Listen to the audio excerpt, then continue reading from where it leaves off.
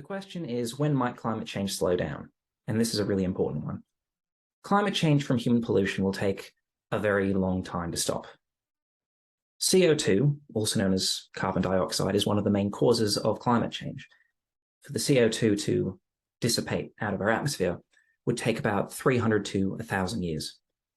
Unfortunately, it would take actually even longer than that for the impacts of climate change to stop. And indeed, some parts of climate change can't be undone.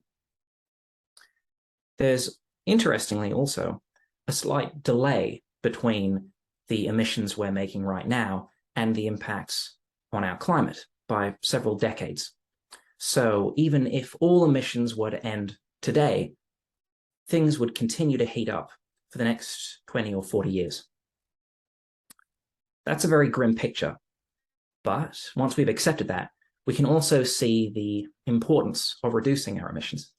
The more we reduce right now, the better. There's also upsides to transitioning away from big polluters.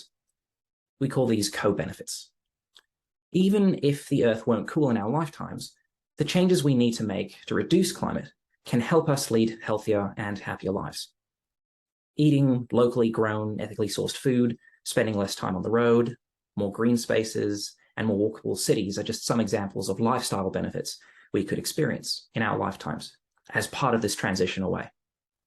There are also health benefits. If we stop living surrounded by pollution, there will be less lung cancer, heart disease, and lung infections, and it would be an easier life for people with conditions like asthma. Strategies to protect our environments are also helpful for other causes of environmental degradation and loss. And I won't lie, climate change isn't going to be slowing down anytime soon. But the actions we take to reduce it now can make all kinds of improvements on us in the short term, as well as help our world in the long run.